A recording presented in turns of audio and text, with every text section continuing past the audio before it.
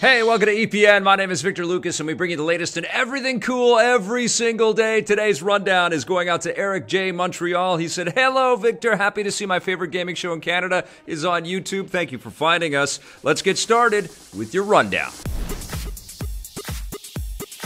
Days Gone, more like delays gone, am I right? That's not the first time that we've made that joke, and this isn't the first time Sony has delayed their new zombie game. Sony and developer Bend Studio have pushed back the release from February 2019 to April 26, 2019. That's not too much longer, and Sony says the reason they're doing it is to give the game a little more polish and also move it to a less crowded release window. Days Gone was originally supposed to be out this year before Sony pushed it back to 2019, and if that makes you anxious about the quality of the game, you might have nothing to fear. The game's lead actor Sam Witwer said right here on EP that Sony delayed the game because they're confident it will be a success and they wanted the time to make sure that it lives up to its potential. We'll get to find out on April 26th. Now, I'm getting kind of set for in my mind, the idea that Sony is readying the PlayStation 5, and so what they're probably doing from, my vantage point is they're kind of shuffling some release dates around to kind of spread out the new games that are going to be on the PlayStation 4 to butt up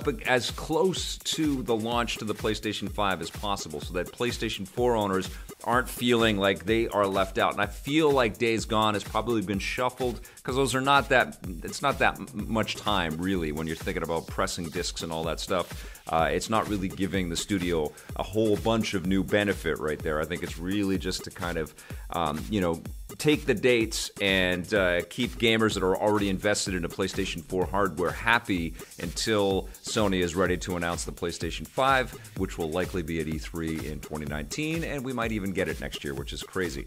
It sounds like John Krasinski just can't stay silent about a sequel to A Quiet Place. The actor turned writer-director will be back to pen the screenplay for the follow-up to his blockbuster horror movie. Krasinski co-wrote, directed, and starred in A Quiet Place, but when the sequel was announced shortly after the first film's release, he was initially hesitant to return. Now, speaking with reporters at a recent press event, Krasinski says that he's changed his mind and is currently writing the sequel. It's still unclear if he'll return to direct as well. The new director hasn't been announced, so there's always a chance. Either way, it's no surprise that the studio wants him back. The first film earned more than $340 million worldwide from a mere $20 million budget, so a sequel was inevitable, and I'm happy about this. I'm happy for John Krasinski and Emily Blunt, and the whole idea behind this concept was really cool. It was really well crafted, beautiful looking movie, super spooky, and I want more. And I'm really thrilled for Krasinski. He just did a really good job as Jack Ryan on the Amazon show as well.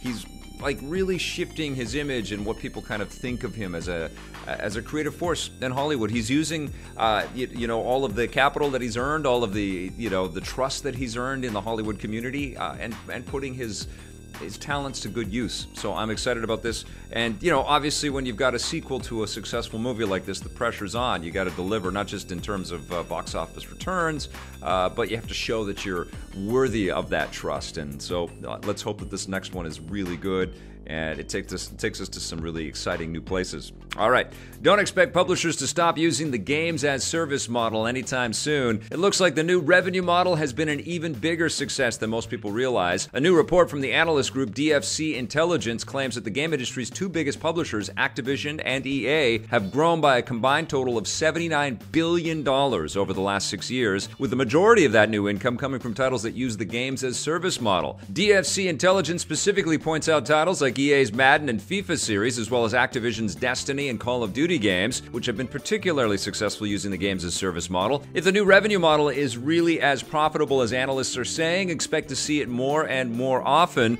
Along with EA and Activision, other publishers like Ubisoft and 2K have publicly stated their intention to double down on games as service as well.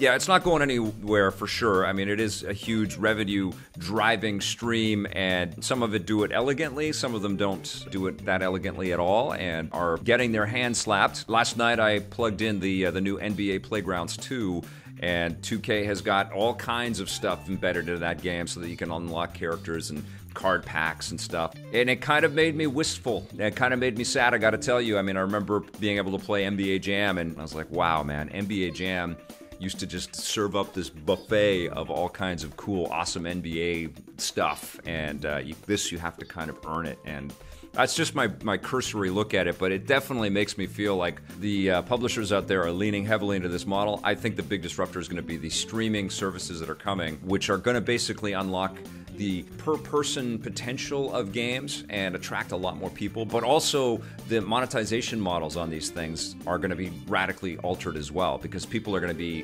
compensated based on playtime. So people in the gaming industry, I think, are going to work to give players more stuff so that they keep people in there for that, $10 a month or whatever they're going to be paying to be a part of the streaming thing. So, it's a business.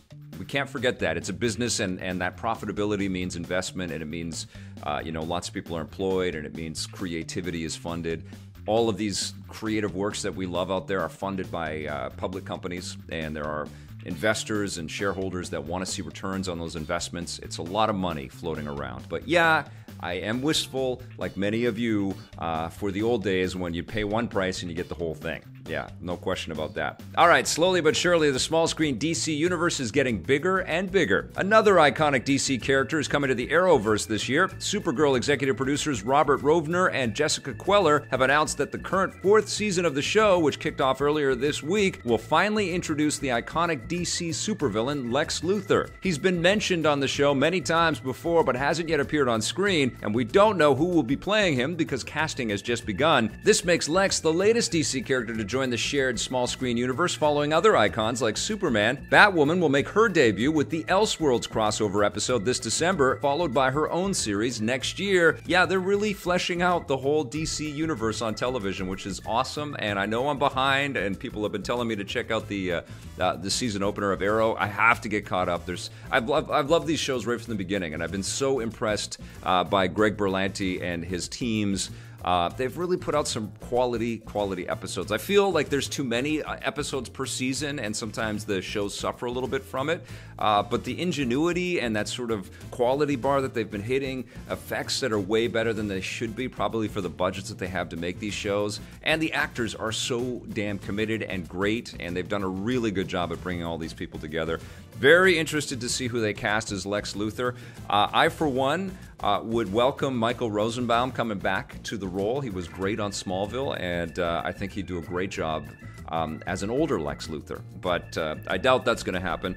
But this will be interesting to watch for sure. We may never get a new Half-Life game, but there's a new reason to go back and replay some of the older games in the franchise. Valve and Microsoft have added 4K enhancements to Half-Life 2, Portal, and both Left 4 Dead games on the Xbox One X. The classic games were already playable on the Xbox One thanks to the Xbox 360 backwards compatibility program, and now anyone who plays them on the Xbox One X will get enhanced 4K graphics and textures. This isn't the first time Valve has gone back and updated their older games, because they've already done it many times on the PC through their Steam platform. Looking ahead, Valve might be on the verge of announcing something new. Earlier this year, CEO Gabe Newell revealed that they plan to start making big AAA story-driven games once again, having spent years making online games like Dota 2 and the upcoming card game Artifact. They haven't revealed specific titles, but fans have obviously been begging for a new Half-Life game. Valve also purchased Firewatch developer Campo Santo earlier this year and will publish their next game, In the Valley of Gods, in 2019. I think this might be a move on Valve's part to kind of, get in the news again with Half-Life, and I think they're testing the waters for sure. The Campo Santo news was a big deal.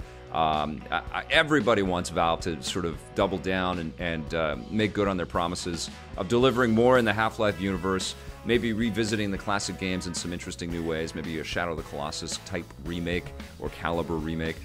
We just want to see them get back into the playing field a little bit, no pun intended. I wish that this news didn't come in Game Avalanche season, because I would love to go back and play the Orange Box and check out some of these games again on my Xbox One X, but I can't right now. I've got a lot of other titles that I'm digging into.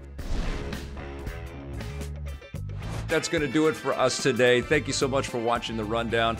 We have got lots of content on this channel, so please do your best to peruse it, check it out. If you dig it, hit subscribe, hit that little bell. If you're so inclined, you can hit the join button and become a member of EPN, and we'll be forever grateful if you do that. We also have a merch landing page on our website at epn.tv/merch, where you can get linked out to all of the cool stuff that we sell, the t-shirts and the hoodies and the phone cases, and even coffee with our partners at 8-Bit Beans. All right, you guys, that's going to do it for us today. Thank you so much for watching. Have a great weekend and play forever.